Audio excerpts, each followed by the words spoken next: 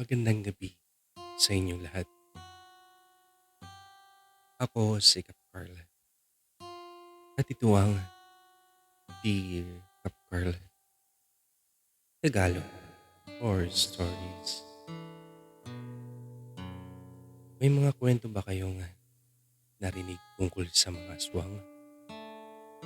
Madalas, takot at kasamaan na ang kaakibat ng kanilang pangalan. Pero paano kung isa sa kanila ay naging bayani dahil sa pag-ibig? Ngayong gabi, ibabahagi ko sa inyo ang isang sulat mula kay Ophelia na taga-Tondo. Ito ang totoong karanasan ng kanyang ina na si Pilar sa probinsya ng Aklan. Simulan na natin ang kwento. Di Kap Carl, magandang gabi po sa inyo, Kap Carl, at sa lahat ng nakikinig ngayon.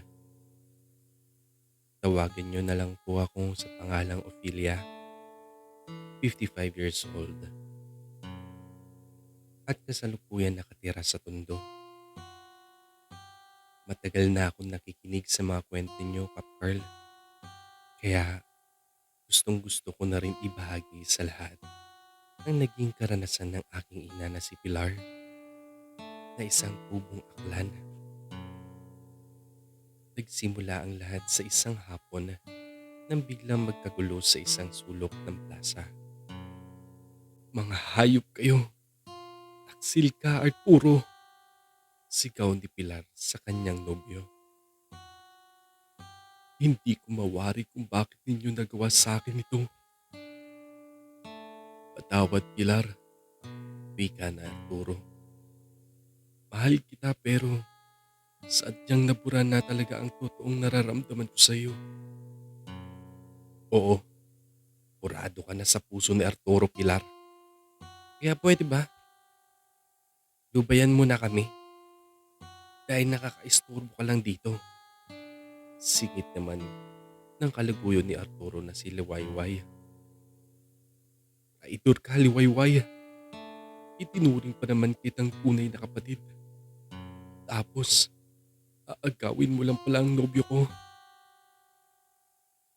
Iyaw ni Pilar sa kanyang kaibigan habang umaagos ang luha nito. "Whatever, tara na love. Umalis na tayo rito. Dahil nakakahiya na yung ex mo. Napaka-iskandalosa." Wika ni Liwayway. Umalis ang dalawa at iniwan si Pilar. Nawasak. Nawasak ang puso at luhaan habang humahagulgol. Umalis ang dalawa at iniwan si Pilar. Nawasak ang puso at luhaan habang humahagulgol siya sa sulok ng plaza. May nag-abot ng panyo mula sa kanyang likuran. "Alam kong sobrang sakit ng nararamdaman mo ngayon. Pero malalampasan mo rin yan." Wika ng boses lalaki at inabot ang panyong dala nito. "Salamat," tugon ni Pilar. At agad naman umalis ang lalaki na nag-abot ng panyo. Makalipas ang 3 buwan, habang namamalengke si Pilar. "Aray ko naman!" Sigaw ni Pilar nang mabangga ng isang lalaki. "Eh, paumanhin miss. Hindi kita napansin. Katalikod kasi ako." Wika ng lalaki. Ngunit nang magkaharap ang dalawa, kapwa sila napasigaw sa gulat. "Ikaw? Naku, sorry talaga. Hindi kita napansin kanina." Huling paumanhin ng lalaki. "Naku, okay lang." Nakangiting wika ni Pilar. "Buti naman at okay ka na," sabi ng lalaki. "Pwede ba akong magpakilala?" Isang tangulang ang sinagot ni Pilar. Ako nga pala si Crisanto. Agad naman pumunas ng kamay si Crisanto at nakipagkamay. Ah, ako naman si Pilar. Salamat pala sa panyo mo ha. Ito, lagi ko itong dalandala. Nagbabaka sakaling makita kita. Ako nga rin, lagi kang nasa puso't isip ko. Hmm, biro lang.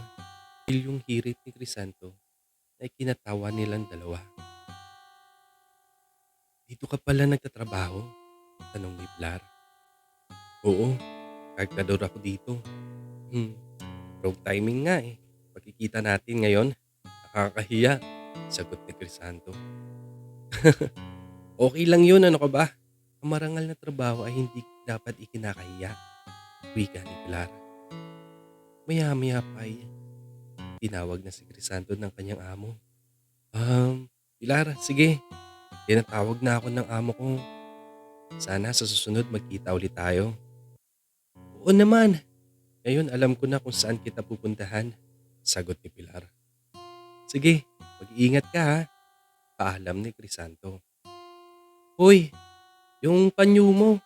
Sigaw ni Pilar. Sa'yo na yan.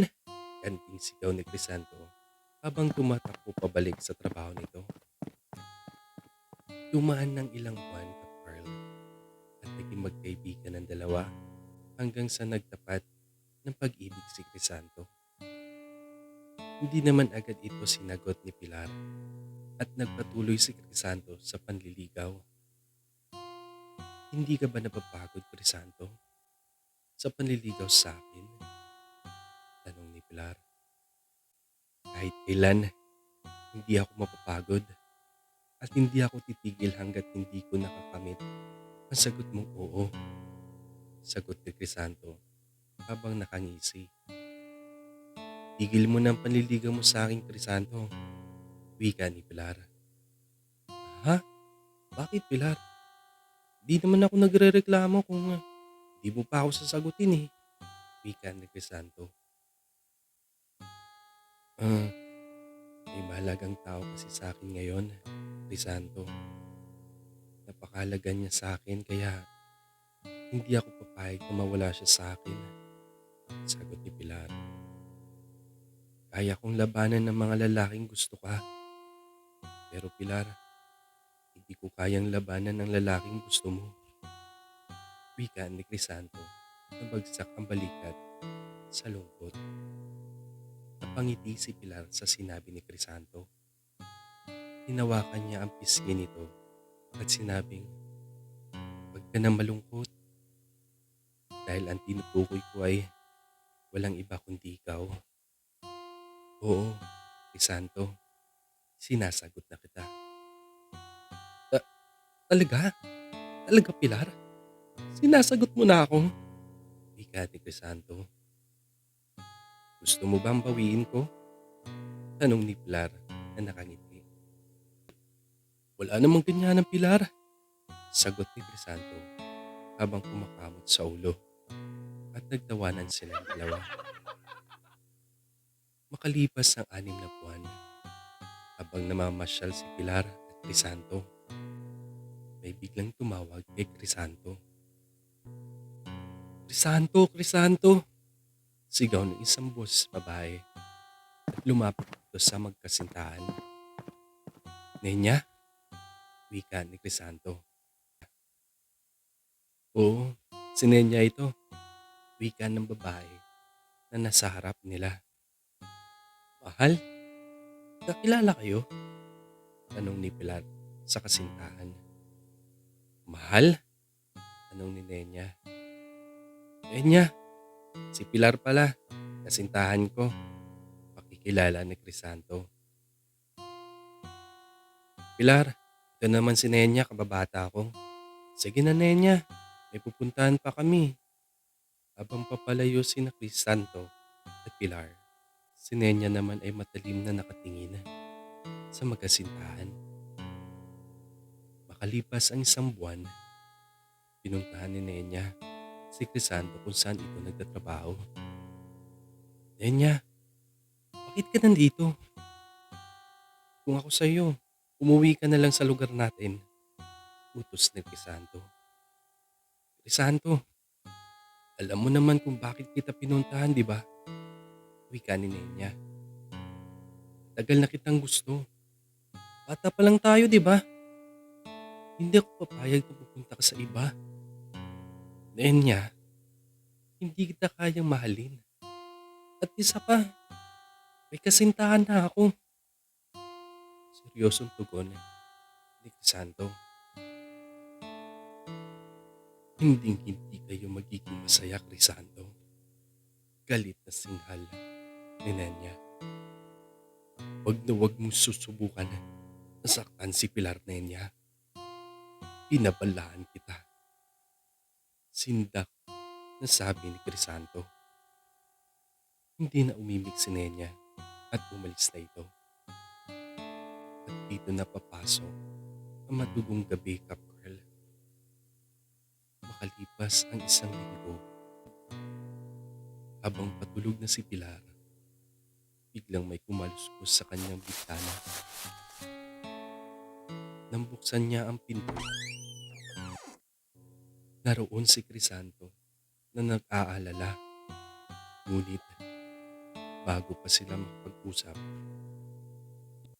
isang nakapangingilabot na ungol ang yumanig sa buong paligid.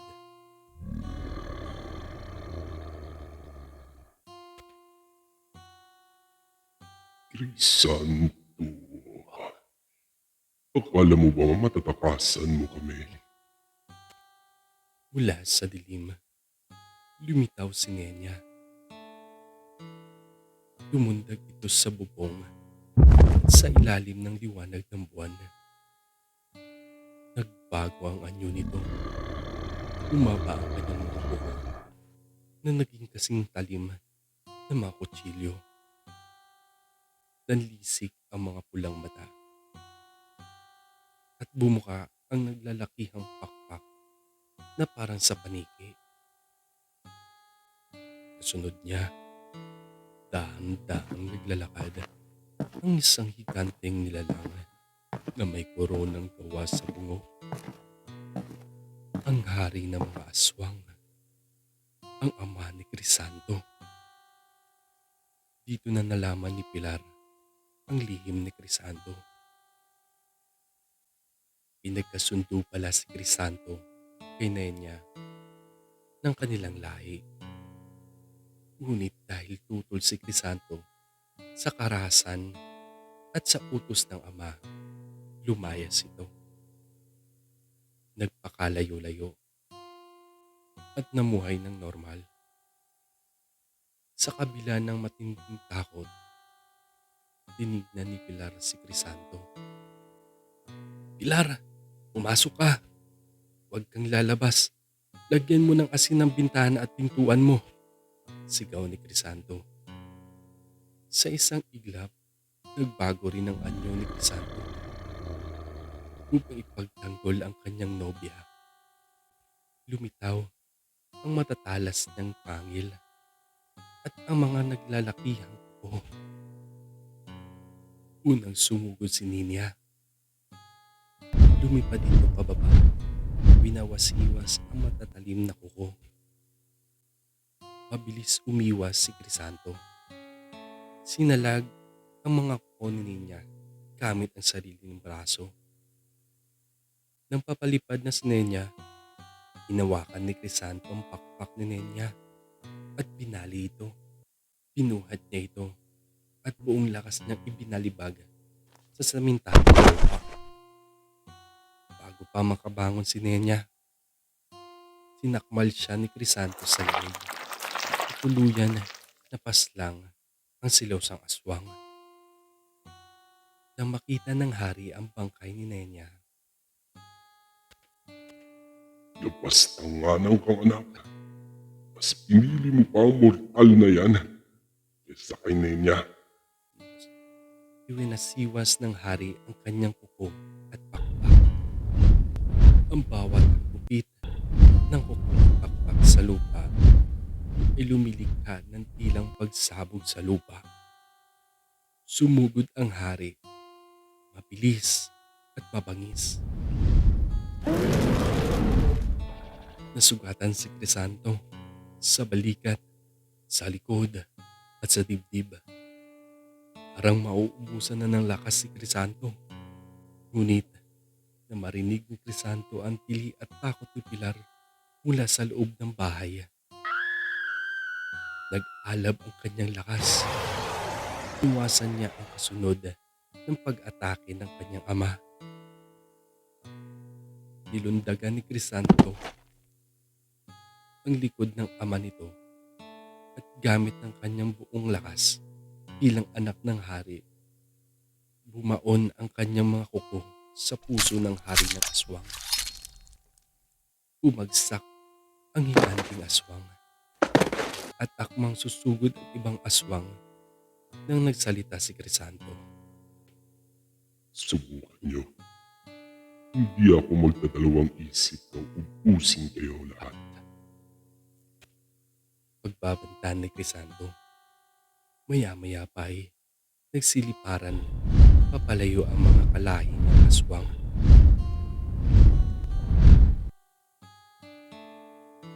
Hingal na hingal at duguan, bumalik sa anyong tao si Crisanto.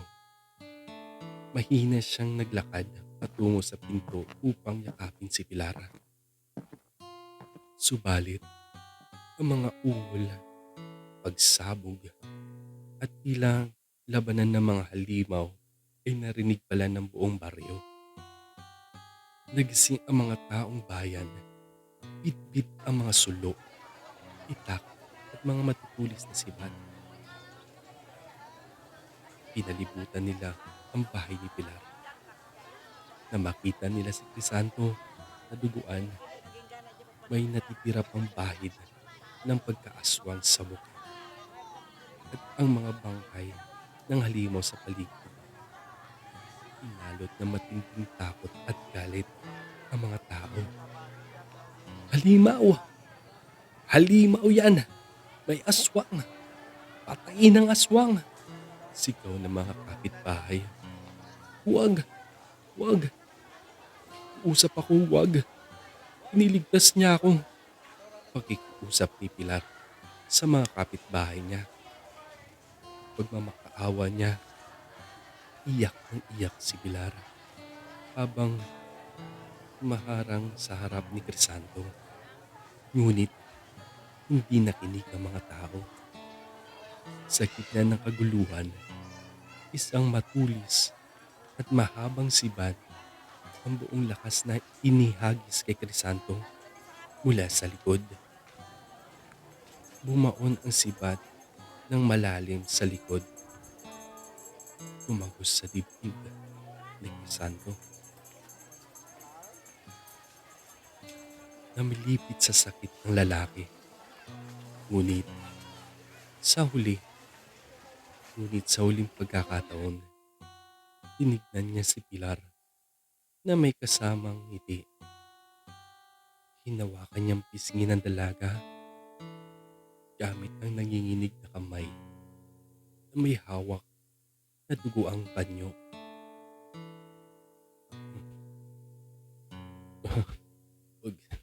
Huwag ka nang umiyak, Pilar. Mahal na mahal kita, Pilar. Ligtas ka na.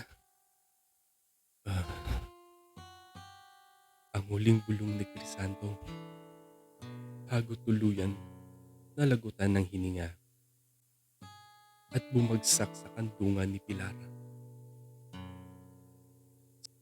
Sa mga nagtataka, hindi ko po naging ama si Crisanto dahil makalipas ang ilang taon ay nagkaroon ng nobyo si Mama at yun yung naging ama ko. Kap Carl, yan ang totoong kwento ng aking ina at ang bayaning aswang na nagligtas sa mama ko. Kap Carl, maraming salamat at magandang gabi sa inyo lahat.